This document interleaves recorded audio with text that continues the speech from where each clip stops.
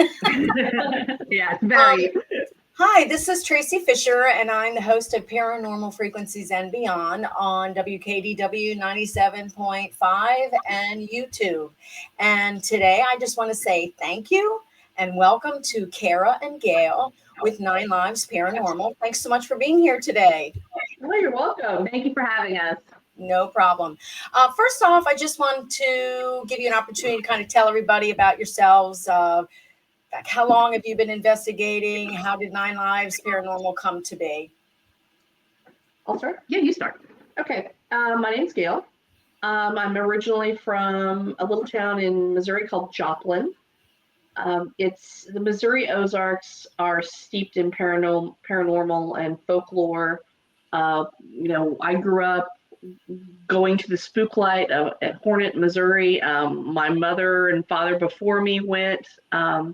An old dark road where this light, you would see a light at the end of the road, and sometimes it would bob and sometimes it would move up and down and change color. And that was what we grew up doing. Like every Halloween, we'd drive on this dark road and go look at the spook lights. So I came by honestly. And then I moved to New Jersey about 5 years ago. And Cara and I discovered that one of the main things we had in common was our love for all things spooky and paranormal. So we started going on investigations, and that was great, and we enjoyed it, but we thought, you know what, we can do this differently. We wondered where the ethical responsibility was in ghost hunting. So we formed Nine Lives Paranormal, and now we give lectures, and we've written, 2 books now, and we show people how to investigate ethically and responsibly, and to never forget the humanity in what we're doing. I mean, we're trying to communicate with the loved ones of people who lived and breathed, uncles, brothers, daughters, sisters, and we always want people to be mindful of that. I mean, it can still be fun and an interesting experience, but you always want to remember your ethical responsibility and always show respect. Absolutely. Go ahead. Yep, she pretty much said all of it. However, I'm Cara. I grew up in New Jersey, about 20 minutes out of Manhattan. That being said, I also grew up a mile and a half away from the now defunct Overbrook Asylum. So I grew up in the shadow of an established haunted place, which it was a passage of right for people to go there and urban explore, even though it was pretty much off limits for people. But, teens are teens and they go in. I did not go in, but I just want to say that. I'll just wait right here. I just want to say right here, anybody who's listening, it was not me. But at any rate, and I grew up in an Italian family that had a lot of traditions and folklore that, as I grew older, realized they were steeped in paranormal culture, old world tradition. And however, we never spoke about it. So, as I grew, I decided to do a deep dive into my culture and found out where these things came from. A lot of it was based in, magic and cryptid and things like that. And decided to dive even further into the paranormal with Gail. And that's what we did. Awesome. Now, so together, how long have you been investigating? Did you say 5 years? Oh, more. Okay. So individually 10 plus years. And then together, we actually established Nine Lives Paranormal maybe 2 years ago. 2 years ago. 2 years ago, but we were doing it on on our own and with other events and stuff like that, for about 5 together. Yeah, because I've seen you guys do a lot of cool events in addition to investigations. Do you prefer one over the other, or they both provide equal passion to do? I mean, is there one that you really look forward to more, or are they both as fun? I like both of them, because everybody wants to tell a ghost, a ghost story, Right. So I like doing the lectures, and I like bringing in new audiences. But at the same time, when I do investigations, especially places that nobody has really done before, local history, I really like that because it's like, for example, we did a place a couple weeks ago, and we kept getting the same name over and over again. We kept getting Dave, and we kept getting Trial, and and things like that, and we didn't know anything. And it turns out that on one of the plaques, when the caretaker came, they said that Dave was one of the people who was there, and he was a trial attorney. And so, to bring that history with actual evidence to people and to validate, it's like, oh, it's a rush. It's just a rush, and I love it. Oh, good. Go ahead. Bringing the paranormal to people who wouldn't otherwise have that outlet or be exposed to that. We started out doing the tried and true, or there are the places around here like Mid-Orange Correctional Facility, Pennhurst Asylum, White Hill Mansion, and these places are amazing. But it's that, you get your group of about 30, you divide them up, you go in and you do your investigation. And we found that a lot of people who are interested in the paranormal were just intimidated by that, because they, you've got all of us there in our tactical gear and our headlamps, and they're like, yeah, that's a lot. So we try to make it more palatable for people who would just want to dip their toe in at first. So we tend to pick places that no one's done before. We try to focus on small businesses to help them out. And we'll just go in and say, hey, we read online that you think your building is haunted. We'd love to work with you. And then we get people to come in a comfortable environment, like we just did a coffee shop. And it was great because it was a comfortable environment, but people got to kind of dip their toe in. And I got to babble about all the tech stuff because that's my field, and I enjoyed doing that. And, you get to teach people stuff and get them accustomed to being in the paranormal, and showing them that it's not just about running around in a dark building and screaming. It's about the history. It's about learning how the equipment works and why it works. And it's about doing this in such a way that, everybody has a jump scare, but it's not this horrible, scary, dark thing. It can be an amazing, enlightening thing. Yeah, it could be a great experience. Right. Would you ever think of going into a location without doing research, or do you think that that's kind of another element to planning an investigation? Do you think, I don't know, what do you think the difference is between the two? Just like not doing research versus doing research. I think that speaks to being ethical about it. I think that you would be remiss if you just stumbled into a place with a group of people and didn't know the history or what was supposedly going on there. Yeah, you don't want to offend anybody. We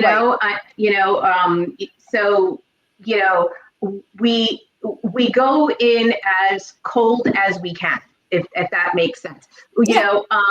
But again, like, you don't, there are certain expectations of certain places that you want to be cognizant of. So, for example, when we go to Pennhurst, you know that the residents of Pennhurst had a lot of trauma and tragedy, and probably were not, or at least some of them were not at the same cognitive conversational level as other people. And you want to go in without A, offending those spirits that remain, B, having an unfair expectation, and understanding that if a person, was, mentally ill in life, and then probably that's how it's going to be in death. And that, the language that's coming through is going to be reflective of that person.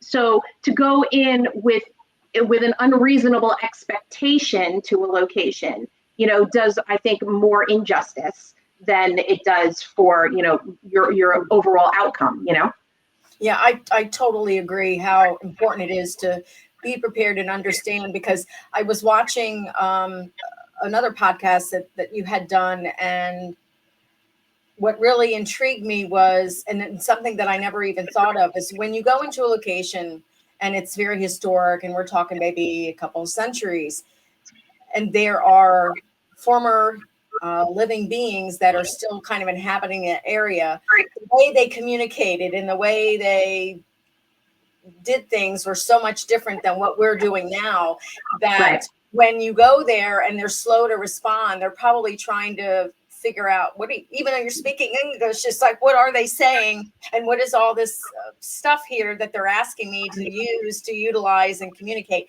So I found that very intriguing. So I've never even thought about that, but it's true, especially also you use Google Translate, which I wouldn't even think, but I think that's like fascinating. So if you go into a place that has German or Greek or any kind of country, that spoke a different language, when you utilize that, so that's why I said I just love you guys. I think, I feel like I've learned a lot just in watching and researching and talking to you earlier. Do you have a favorite place that you like to return to over and over again, that you really get really great activity and evidence and you learn something new every time? I'm going to have to go. Gosh, I'm torn because I have a place that I've been to, I don't even know how many times, dozens of times, that I enjoy going to. It never disappoints, and that's White Hill Mansion. I love White Hill Mansion, but we have a lovely lady that we work with, and she owns an antique store. And that was one of the cases where we went in and we met her and we started talking, and everybody has a story. And we found out all this rich history about this antique store. And we said, we would love to work with you. Now, fast forward a year, and that's kind of our home base. And it's called Times 10 Cup in Denville. And we do a lot of our events there. And we just finished up a documentary about the place. And it's just an amazing place. And there's all this rich history, not only with the building, but with all the antiques that she brings in. And she's like the caretaker. She doesn't see herself as an antique dealer. She sees herself as someone who gives these wonderful treasures a home. Yeah. And we love that. We love that. I mean, it's so funny because it begs the question, right? On so many levels of what is life after death, right? Is it the spirit and the paranormal? Is it, the physical object you leave behind? So in its own right, in terms of paranormal activity, you have these objects that are generational, that are sitting there, and you have to wonder, this is an entire macrocosm of what we talk about when we talk about life after death. It's the physical object, it's whatever it's manifesting, it's the spirit and the history of the place itself, but I have to say, if we were to talk about a favorite place to keep going back to, like Gail said, besides our home base, I would have to say White Hill Mansion or the Shanley Hotel. White Hill Mansion is here in New Jersey. In Fieldsboro, New Jersey. We've been there over a dozen times, and every time we go, we get activity. And it ranges from disembodied voices to EVPs. That's the place that we actually use the Google Translate. Yeah. Oh, okay. Because it was the Hessians were there, and it was a German restaurant, and it had a big German presence. So when we were conducting our investigations, either with EVP or with Estes method, we used Google Translate to communicate, what was coming through for us on Phasma and everything. And we actually did get a lot of pertinent responses once we translated it. It was very interesting. It was very interesting. Well, I have another question with regard to investigations. Sure. As far as equipment, and Gail, you said that's your that's your wheelhouse. Is there equipment? I know you use a lot of different equipment, but is there go-to equipment that you really rely on more so than others? And for what reason would that be? It's not necessarily that I have a go-to piece of equipment, although as an aside, right now we are in the process of designing equipment with a gentleman who lives in Italy, but that's another cool. story. It's about using your equipment appropriately. And what I mean by that is, one, figuring out why it does what it does so that you can use it in the manner in which it should be used. Right. We see a lot of people using equipment, and a lot of it is, to an extent, can be set off by changes in temperature or motion, and they're either waving it around, or it can be set off by errant, electromagnetic fields and electricity, and they're doing this. Well, of course it's going to go off because you're exposing it to all these different things. So I want people to know how to use it, and also, more importantly, using one piece of equipment to validate another. So, and it also depends on where you go. If you're going to a place that hasn't been investigated a lot, you'll want to use more old school stuff that's not intimidating, like dowsing rods or pendulums. But then I always like to have another piece of equipment, like, say, an EMF detector, so that one piece validates the other. Because, if your EMF detector goes off, is that 100% a spirit? Well, no.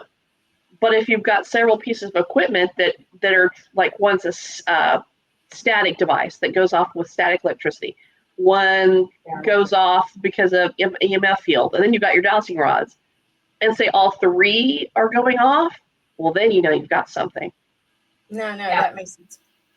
Yeah, we do a lot of validation. So with a physical environment. So the last investigation we did, we had a static detector, we had a barometric pressure change detector, we had temperature. Oh yes, that was so cool, because we were asking questions, and we had, of course, the REM pod. Everybody loves the REM pod, and we were asking, if you're this or this, can you make this device go off? So the REM pod would go off, and then we would ask the person to step back, and kind of behind the person was a device that can be set off by temperature, changes in barometric pressure. And so as the spirit stepped back, it would go off. When they would step forward, the REM pod went off. It was one of the coolest things I've ever seen, and I hadn't ever set anything up that way, but it was so cool. It was amazing. It was amazing, and it's funny because I always feel like, and we happen to be doing it and filming the documentary. So, we're trying to come across for filming purposes that, we're these paranormal investigators, and then we're geeking out like, Yes, I know how that feels. I know how that feels when something responds and it's consistent. Sorry, our dog. No, that's okay. I'm surprised my cat hasn't been trying to scratch at the door to get in, because he typically likes to sit in here when I'm in here. Anyway, but no, yeah, I know. It's like it's like you can't help but be giddy. Yeah, right. Stuff happens. But my question also, you were saying a consistency with not just one piece of equipment, but maybe two or three that seem to read all within the same manner at the same time. And I'm going to ask what sounds like a stupid question, but would you, like, say, put an EMF detector next to, you said the equipment, and I can't remember what it was, but would you put them all side by side, or do you put a different, and I'm sort of like, you're trying to visualize it. Yeah, I'm trying to figure out how would I'm assuming that if they all kind of go off at the same time, like you said, whatever entity or whatever spirit was moving back and forth because it was setting off back and forth. Would you put them all together, or would you just kind of separate them in a small space and see what happens? I'm not sure if I'm making any sense. No, you absolutely are. Yeah, I wouldn't put them like all together in a line. I would separate them so that there's some distance between them. I mean, you can control the narrative by certainly asking the spirit to use the one over here or the one over here. It just so happened that ours happened organically because of the proximity. I mean, in my mind, I could see the spirit stepping forward and then stepping back, but I wouldn't put them all in a line. Also, simply because anything, especially if you're using devices with a capacitor, anything that generates electricity has an electromagnetic field, including a battery. So you don't want them too close together because they can interfere with each other. It's so you'll want like to set them next to an EMF too close. Correct. So you want to put them apart. Okay. Yeah. I see what you're saying. Gotcha. Yeah, in that instance, they were at least 5 feet apart when we did it. At least I'd say about 6 or 7 feet apart. Yeah, they were about 6 or 7 feet apart. I mean, in the same location, we did an investigation, and that was actually happening in the attic. We actually were in the basement, and we had the REM pod, an EMF detector, a cat ball, and another REM pod on the stairs. So in front of us, if you could picture this, there was a table, and we had in a line, almost like an L shape, we had EMF detector, REM pod, cat ball, and then on the curve of the L on the end, we had another REM pod. And as we were down there, there was actually a wave of electricity or whatever entity that actually started at the top of the L, came around, and everything went off, and then hit the one on the stairs. And as it hit the thing on the stairs, a plastic bag full of batting, like you would make a pillow out of stuffing, like the polyester stuffing for a pillow, fell off the shelf. It's almost like paranormal dominoes. Yeah, it was. It was like telephone, and the thing fell off the shelf. I never, and there was about 5 or 6 of us that were doing it, and I never saw 5 or 6 people like all at the same time geek out. Yes, like, oh. I know. I know exactly what you mean. It's like, oh, did you see that? Oh my gosh, and then do you ever follow up by asking the spirit to do it again, just to kind of make sure? Yeah, it's all about validation. You want to say if they're sophisticated enough and they've been exposed to the equipment long enough to know how to use it. Of course, you want them to continue to do so, and the more times they send it off, especially when it is in conjunction with the questions that you're asking. Sitting in a dark room and just waiting for the equipment to go off is one thing, but again, so much of this equipment can be set off even by a radio wave. So if a car drives by with a CB radio, it could actually set off your equipment. But if you're saying, if you're here, can you set this off? Okay, now step back. If you're a female, set this off, then step back. And it's consistently doing that. That's a lot more validation. Yeah. Mm-hmm. Yeah. Context. And so if somebody is interested in the paranormal and they really haven't investigated, but they're going to be investigating for the first time, and funds are not, able to get the more expensive. Oh, I'm going to backtrack and I'll go forward. Because it just popped into my head. I have a friend, she's with a paranormal group, and she uses equipment. I don't know what officially it's called, but it's track lighting. It's almost like, do you know what I'm talking about? It's like a rope of lights, and they are all purple. And if something comes near it, they change to red or yellow or something. Mm-hmm. It's almost like a REM pod, but it's on a string of lights. Right. But if I don't know if I had the right name for it, but do you use those? We don't have one. Some of the folks that we investigate with do have one, and it kind of follows into what you're saying. I haven't gotten one yet because they're so expensive. It's called a tripwire. Different places that sell them call them different things, but it's the one they have is a tripwire, and it's a long rope. And each little segment, what's cool about the one they have is that it's not just one end. Like if a spirit is at one end, the whole thing goes off. Each segment is its own. It's independent of the other one. So if they're in the middle of it, then the middle light will go off. If they're at the end light will go off. But yeah, I mean, we're talking $500-$600 for that piece of equipment. I know. My girlfriend has that, and she uses them at. She mainly investigates at the Heard Opera House, which is here in Arcadia.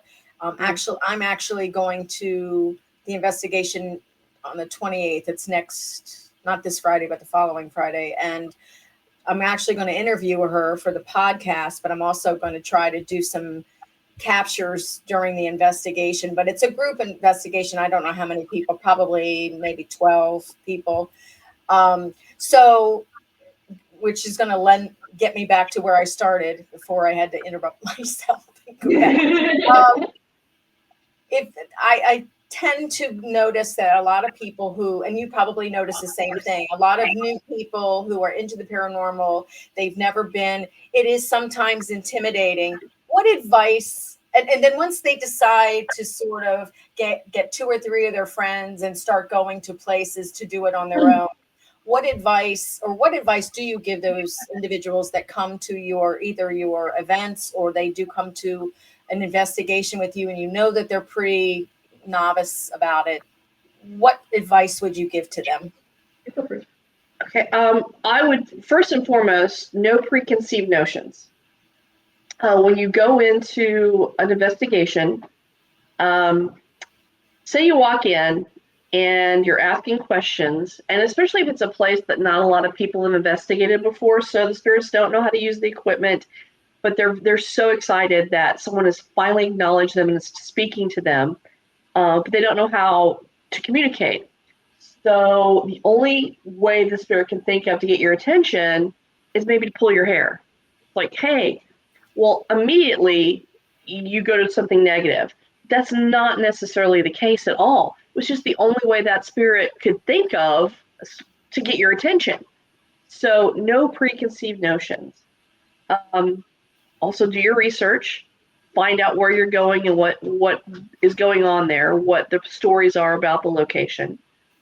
And kind of what you touched on, we have suitcases full of stuff, but we still kind of have to pick and choose what we're going to purchase based on the kind of investigations that we do. So I tell people it's like ghost hunting on a budget. Get yourself some cat balls. You used to be able to get a cat ball at like Dollar General for 99 cents. Now you can get them on Amazon for like 3 for $12 because people use them, but still Exactly. It's much cheaper than the other stuff. So get yourself some cat balls. It's a motion device. I mean, and they work great. I've had great results with cat balls. Also, your phone is a great piece of equipment. As long as you're not using other pieces that can be set off by your phone has a recorder. You can absolutely use that recorder. I've gotten great EVPs on my phone recorder. Your phone has a camera. Take your pictures. Take them in threes. Always take your pictures in threes. Just 1, 2, 3? Like 1, 2, 3, pointing at the same spot. Okay. Because again, you're using one picture to validate another or to discredit another. Right. So those are things that, you can catch some amazing things just with some cat balls in your pocket and your phone. Yeah. For example, we did a PowerCon a couple of weeks ago, and we sometimes we have some objects that have energy attached to it, and we have this SIP box that was used probably nefariously going forward, but it was a SIP box, like a Catholic Church SIP box. Right. And one of the attendees, she took 3 pictures of it in a row, and the middle picture had a light anomaly in it. And she sent it. The first one didn't. The second one did. The first one didn't. The last one didn't. The one in the middle did. So it lends more credence to that. The credibility of that there is something attached to it. Good to know. Okay. Yeah. Also, in terms of like Gail pretty much touched on all of it. That you really don't need to spend a lot of money on equipment. You yourself are your own best tool as well.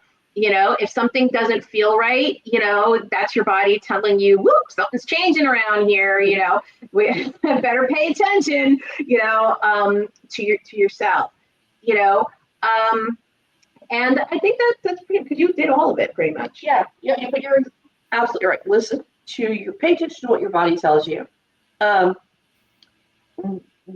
We all have that sixth sense that we used to use. I say this in my lecture. When we were hunter-gatherers, we all have that sixth sense, so that we can, say there was something in the bushes getting ready to jump out and kill us. your body will respond to that. It's, you have that instinct, and we Yes. still have that instinct, but we don't use it because now there's not necessarily, we don't have to worry about being hunted by predators, hopefully. But the hair on the back of your neck stands up. You get the feeling that you're being watched. You get cold chills. And now in modern society, we say it's just our imagination. No, it's not. It's your body trying to tell you there's something in that environment that shouldn't be there. Right. Pay attention to it. Making you uncomfortable. Right. Well, it leads me to my next question. When you go into an investigation, wherever it is, and whether, because you've probably been to other places several times, but if you go into a new place, can you, with your own body, sense whether you believe it to be a form of, a human spirit, an inhuman spirit, or possibly an elemental entity of some kind? Do you kind of go, and are you able to determine what you think it might be based on what kind of reactions you get to your equipment, or whatever your inner instinct is telling you? Want me to do that? Yep. I'm just the techie and the sensitive. So, yeah. And I really want to preface this by saying that, I'm more of the sensitive, and learning that I am sensitive came from many, many, many years of thinking that I was the weird kid, So, but no, yes. If I walk into a place, I can pretty much feel out, what is there. It gets a little tricky.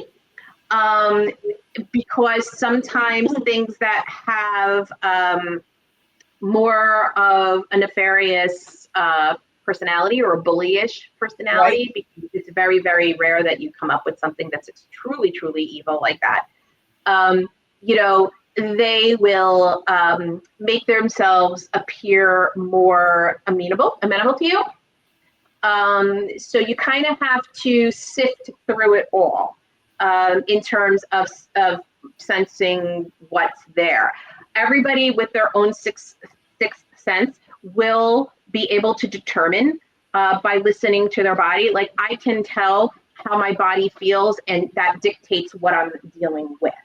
In terms of elementals, that's a completely different, for me anyway, it's a completely different type of sensation.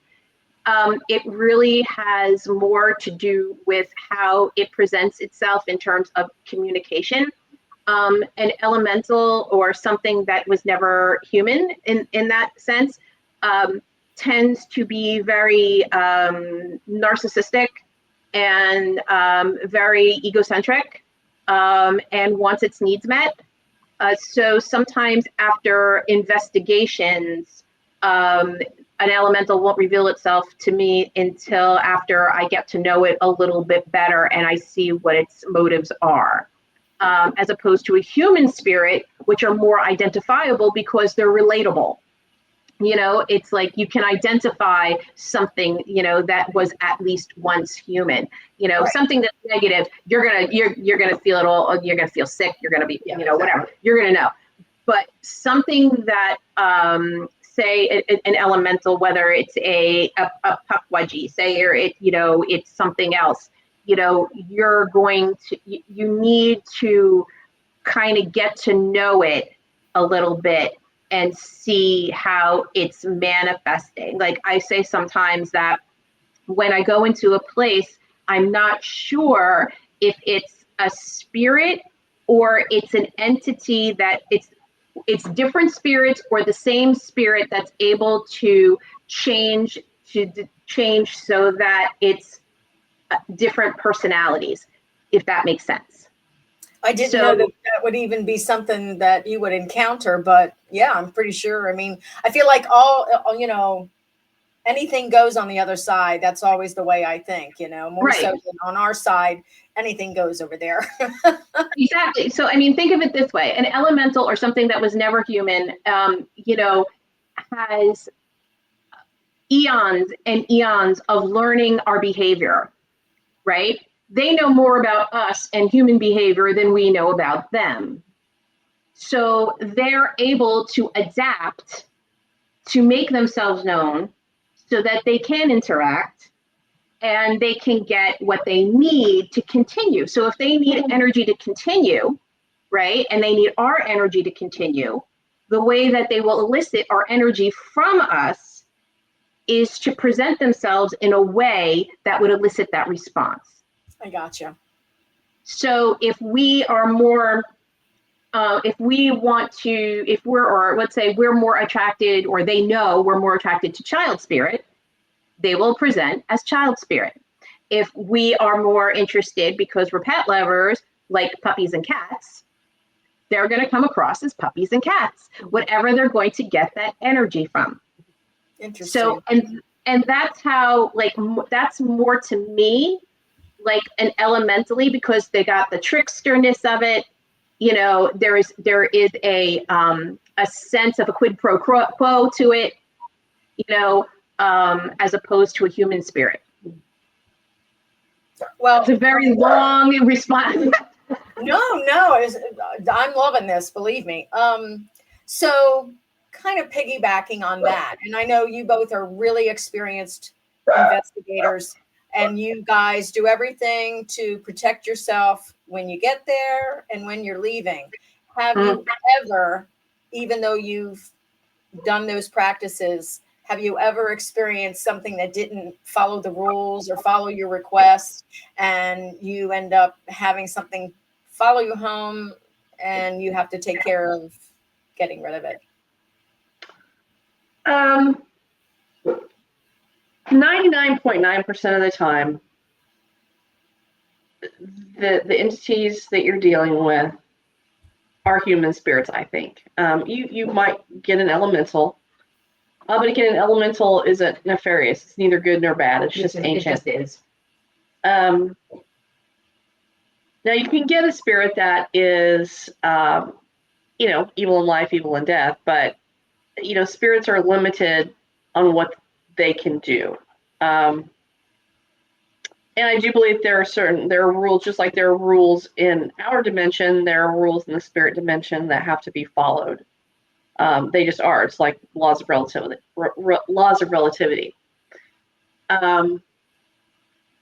I think that generally spirits, if they're haunting a location, they're staying there for a reason. I don't think that they generally want to go, and so therefore would not. But I do also think that if you respectfully tell the spirit that they cannot follow you, and it's all about intention, you have to set your intentions. It's whatever makes you feel strong and protected, whether that be religious iconography or crystals, whatever you resonate with. You set your intentions and then you call on that thing that makes you feel strong, your faith or your crystal or you know, whatever it is. And those spirits have to follow those rules put in place by the universe. Right. It's about being strong and about being feeling that you're protected. If you go in not feeling safe, feeling scared, I would say don't do it. Don't go in. You make sure that you're in a good place. Make sure you're not sick or coming down with a cold. Have I ever been in a situation where something nefarious attached? One time. It was very early on in my career, and I was very arrogant, and you know, it'll humble you really fast. And afterward, being at home, my personality, I was angry. I was jealous. I felt terrible, but I didn't understand it. I didn't equate it to where I had been. And when I finally realized what was going on, others were telling me, hey, you're oppressed. You need to do something. And I was like, that is nonsense. When I finally realized it and was able to accept that and humble myself, then I was able to start taking steps to build myself up and make myself strong again. But you have to be careful. And I think, just because you don't know going in where you have to be careful, always be careful. Set your intentions. Make sure you're feeling healthy and strong and confident. Yeah, I just want to add to that in terms of, like you said, you don't know what you're dealing with, and there could be some spirits out there that even actually have the best intentions. They're lonely, they don't mean you any harm. You just don't want them with you. I mean, they don't pay your taxes, so you have to stay where you are. It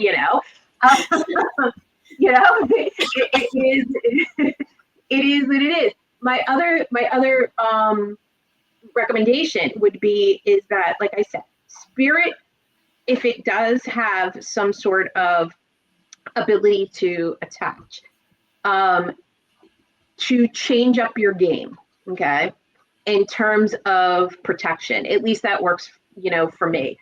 If a spirit, like we said, are older than time, and they get to know you and they get to know us as people, they're going to know certain ways. They're going to know, if they can, they're going to know prayer. They're going to know, depending where they're from, and what time period they're from, they're going to know these certain ways of protecting yourself.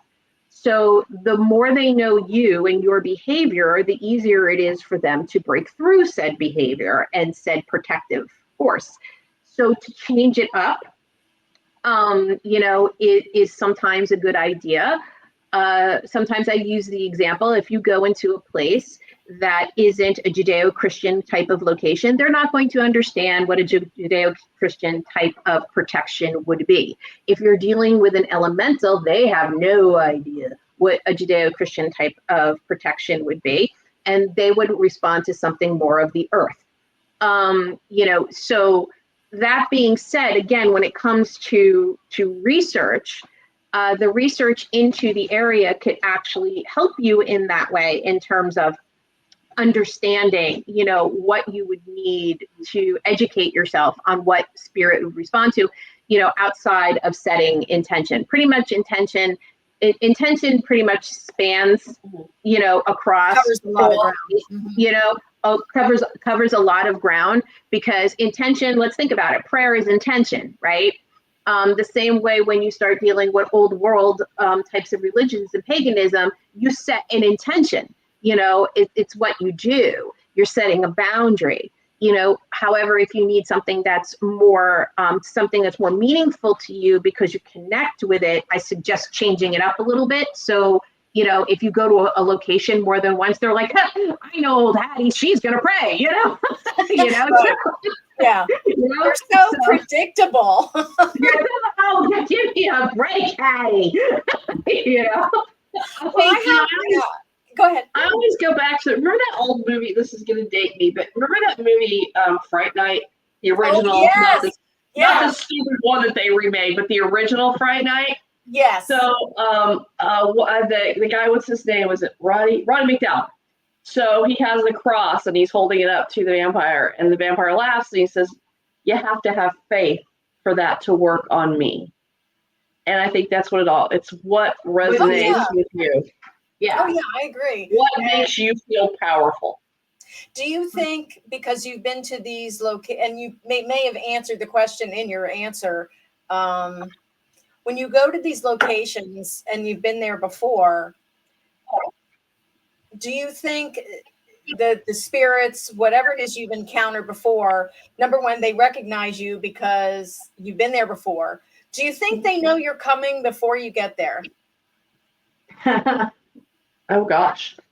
Some might. I agree. I don't think all do. I think some might. I think that some spirits are more transient than others.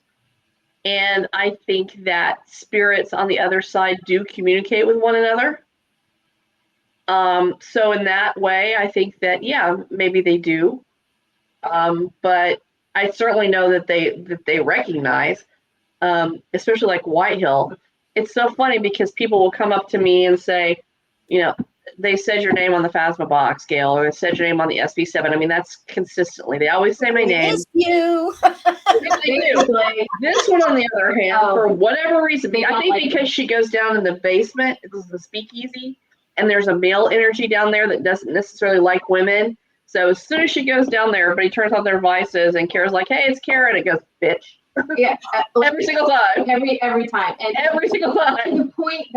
to the point that we make an announcement that's going to come across if I'm leading your group, that's going to come across, and it's referenced to me. And literally the last time we went, I was turning on equipment to go downstairs, and the first thing that came out of it was that, and everybody just was hysterically laughing, but and it's true, in the speakeasy downstairs, they don't like women behind the bar.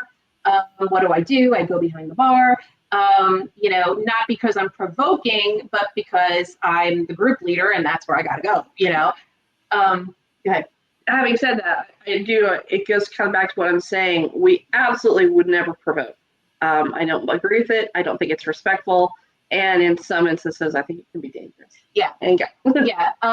But that seems to, sometimes, like I said, when we talk about understanding, read the room, I know that going behind the bar is a provoking thing. However, it's a necessary evil in that situation because there's really no other place for you to go.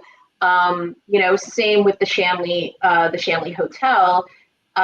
It did have a gentleman's club, and it had a gentleman's room, and there's a brothel upstairs, or it was a brothel upstairs, not anymore.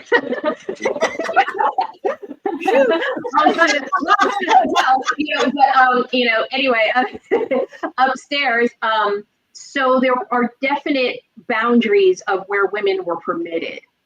And there are definite personalities when it comes to mixed gender in the same room that come through, and their feelings about that. They do know you're there. They do know, some of them know specifically when we're there. The antique store that we go to, they absolutely know that Gail and I and the owner, to the point that when we do investigations, we've brought other people from other teams with us, and we've conducted EVP sessions and other sessions there, and they will not respond to people that they don't know. If Gail and I ask a question, or the owner of the shop asks a question, they will respond. If it's somebody else, they either won't respond, or they respond, get out, or nastily, or whatever. So they absolutely do know, and they absolutely do pick favorites. Same when you go to prisons. I mean, when you go to prisons, they recognize, maybe not us, but they recognize the fact that we're women, because, you know what I mean? Because, so they do know, they do know. They may, at Mid-Orange, they may not know my name, but I'm going to be called a bunch of different, words, and words, yes.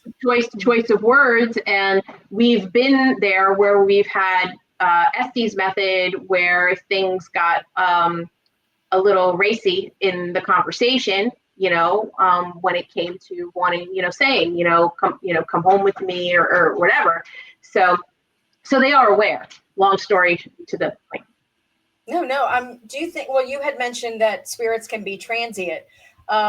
Do you ever think? And I know you had said previously that sometimes they're comfortable in the environment they've been in for however long they've been on the other side, and they choose just to kind of remain there. Have you ever had an experience when it comes to an EVP that sort of determines that maybe there is a spirit from one place you were at and wants you to know that they've kind of come to where you are presently to say hello? Has that ever happened? Yeah. I was looking at her going, she was going to tell the story, and she was going to. So usually that is a very evolved spirit Right. that can do something like that. And usually it doesn't have a good intention, because it's flexing, it's flexing. Like I can talk to you here, I can talk to you there, I can talk to you, you know what I mean? Or at least in my opinion anyway, that's how I've encountered it. So we were at the Burlington County Prison Museum, and we were doing it was a portal session, actually. It was a portal session. So we had the SB7 mix plugged into the portal, so it had the background noise cut out. Right. And she was going to a location pretty much on the regular. And the entity there had named itself. Now, usually entities that do that are, again, highly evolved and usually do not have good intentions because it's like sentient. It's naming itself. So anyway, we were with a group of people and we were at the Burlington County Prison Museum, and the name, it said, "Hi, Gail." And then the name came through and she addressed it. She's, and she said, "Hello, so-and-so." And to back up, they who will not be named. They will not be named, as you see out here, because we know who we're dealing with. So 2 weeks prior, we had gone to Pennhurst for 2 days. And that's where I had my poop my pants moment, okay? Up at Pennhurst Museum. Asylum. I had Pennhurst Asylum. And it was, I was legitimately, I will tell everybody, I was legitimately scared. And my heart raced. I had to be removed from the place and whatever. So it happens. So at any rate, we're at Burlington County Prison Museum. The entity said, "Hi, Gail." It addressed itself, and then it laughed and it said, "Pennhurst." And so whatever was there, yes. And so my eyes almost fell out of my head. And we actually cut the portal session and had to quickly pivot because we had a group there, and quickly pivot to something else because they were like, "Oh, it's Don't engage. Yeah, that's right. Don't speak. It's like, yeah, yeah. But which is again goes to the point on why we decided to work for ourselves, because we saw these circumstances that we had to party on through, and we knew that it was not anything that there was going to be no good coming from it. Yeah, where's your ethical responsibility when you run these companies and you take people on these investigations? Where's your ethical responsibility? Right. Are you telling these people how to protect themselves, what to expect? Well, in our experience, no. I mean, we could be wrong. There could be places out there that do, but But the places that we would go did not. They just throw you in there, and we're like, yeah. And especially some of the places that maybe aren't for more novice investigators. There are some places out there that I personally don't think anybody should be investigating. It's so far beyond what we need to be involved in. And now it has so much energy. I think that, I don't think anybody needs to go there, but. Are you talking about Pennhurst? No, Pennhurst is, it's not necessarily for a novice investigator, but it's a great place to go. You're going to get a lot of activity.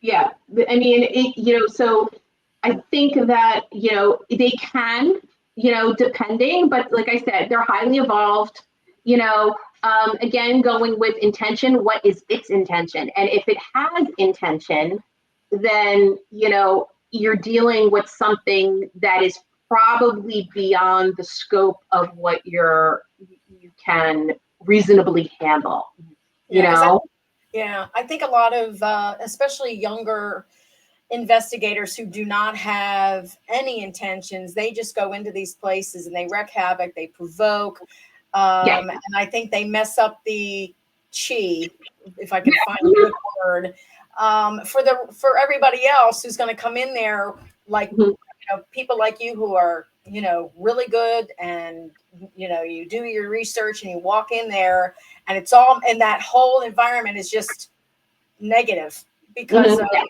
negative. I'm trying to find the right word. The intention, the negative intention that these investigators who have no idea what they're doing, and I feel like this is kind of a soapbox moment for me, but No, go ahead. I get really annoyed at these young people who go out and I have nothing against the Ouija board. I don't touch it because it's just my preference. If other people choose to use it as a mechanism, I think that's fantastic. But I think young people today don't understand how to use it properly. They don't know how to open it. They don't know how to close it. And I always think of the funny thing with the teenager comes home and says, comes home for dinner and they're like, well, what did you do today? Well, I was summoning up demons, Mom. What's for dinner? Yeah. And I think these young people just don't have any idea. And I think a lot of the problems they're having in their homes have a lot to do with inexperience of dealing with these kind of things. I don't know. Yeah. I mean, it's all you're gonna, as far as provoking, you're gonna get back what you put out. Yes. Whatever energy you put out, you're going to get back. And also, you do have to be mindful. If you are just putting out a call to the universe, you never know what's going to pick up. You don't know who's answering. Right. And if you don't do your research even about the Ouija board and the proper ways of utilizing it, it's like you said, it's going to bite you in the butt, and you're not going to, you're going to be trying to figure out what's going on, Right. And to your point, I don't mean to veer off topic, recently we started working with an exorcist. And we go on cases, we're part of the paranormal team that goes in and documents the paranormal activity around, supposed, possessions, oppressions, infestations, or whatever. And a lot of, I would say 100% of the people that come as clients have had some sort of mishap with occult or paranormal activity. Either I engaged in new age things in order to, manifest a boyfriend, or I wanted something to stop. So I did, blah, blah, blah, blah, blah, and so usually I would say there hasn't been one that hasn't. Right. Yeah. It seems like all the stories we hear, we get to the root of it. And like, oh yeah, well, I summoned a demon because I thought blah, blah, blah. Or I used a binding spell. I got a book of binding spells and I was trying to use a binding spell. Or I bought a voodoo doll and was trying to, get someone to fall in love with me. They're doing things and they're not, they don't understand the power of what they're doing. Right. And it's like, and it's like, and don't get me wrong, I think, technological advances are great, but, and all that, but like, I asked them and they're like, well, I got a book of 72 spells on Amazon. I got it off the internet. Oh my gosh. Yay. I was like, fantastic. I was like, can't you just go to making like your TikTok recipes for penny vodka? Yeah, exactly. Well, that's just it too. I mean, social media has just opened. It's a blessing and it's a curse. I've always said. Well, the internet itself is a blessing and a curse. And everything that goes with it, and it's just kind of. It's just kind of scary. I think it's great if even young people want to be into the paranormal, but it's like seek out people like you and others who are experienced that can, explain to them the do's and the don'ts. Maybe that's an event. The do's and the don'ts. Yes. But I was going to say, I know that when we talked initially, you had talked to me about both of your experience in my haunted hometown. But I think what I'd like to do is down the road in the future, have a separate podcast to talk to you about that. Because that was a very very interesting. And I don't think we spent a lot of talk on it. And you shared the link with me and I watched it and I thought, wow. So if you're okay down the road, probably another month, I'll reach out to you guys and we can have another podcast. Oh, absolutely. And talk about that and, let everybody know what you experienced. As I come to the end of our episode, I want to give you an opportunity. I know that you had mentioned you wrote a book or a couple books, and tell us about whether or not they're available yet and what they're about. Sure. So the first book is coming out actually hard, and the paperback copy is going to be released on this Tuesday. You could get it on, so you could get it on Amazon. The ebook is already available for pre-order. It's called Out of the Darkness into the Light.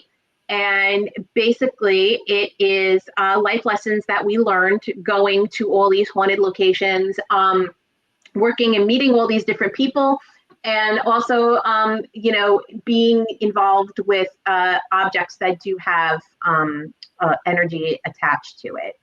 And it tries to bring more of, like we said, the human aspect of what we do rather than, the scary part, the grief, the stories of the people, things and things of that nature, and some of the mistakes people make along the way in terms of the interpretation of evidence. So that comes out on Tuesday. We don't know for a fact when the second one is coming out. It's it's at the publisher and all that stuff, so I guess it's in edit. Right. It's called The Pen and the Planchette. And that is actually a historical recounting of authors who you may or may not know their writings, famous Victorian authors that were influenced by the Victorian spiritualist movement, and how their writings and their works, were reflective of that. And we do actually do those as lectures. We did Dickens around the holidays, and next week we're going to be doing Elizabeth Barrett Browning and ethereal writing, and doing her. So we have a whole lineup, of the different authors, and then we try to emulate their experiences with the paranormal after we talk about how they use spiritualism to draw upon for their work. And then we just use, so for example, Elizabeth Barrett Browning, she talked a lot about, the heavens and spiritualism and things like that. And we're going to be using automatic writing in order to, connect and see if we can either get messages, get our creative juices flowing. So we try and do a different take, and try and walk in their footsteps a little bit. That sounds terrific. And I know, I was just thinking, I know that you have, my brain just went. Experience and great interest in the tarot. So I think, I think I'm going to have you guys on a few more times, because I think there's so much that, I love hearing you talk about it, and I learned so much. But I just want to say thank you so much. And also, if people want to get, and I'm in Florida and I know you're in New Jersey, but if, people who are watching the podcast want to reach out to you because they have their own questions, what is the best way of them contacting you? They can email us at 9livesparanormal@gmail.com. They can follow us on Instagram. It's very simple. It's at 9livesparanormal.com. And to get this, the website, www.9livesparanormal.com. Look at that. Yay! But try to make things simple. Yes, exactly. I hear you. But thank you so much, Gail and Cara, for being here. I just love it, and I look forward to talking to you again. And everybody, reach out to them if you have any questions. I think for most people that I've met in the paranormal investigation world, you two are probably the ones I will go to for questions, because thank you. You guys are wonderful. Keep it up. And, I will be watching you on the social media. And when this is over, I will send you a link for the YouTube so you can do with it whatever you want with it, put it on your own social media platforms. Thank you again, and enjoy the rest of your day. And we'll be talking again soon. My pleasure. Thank you. Thank you. You're welcome. Bye-bye. Bye.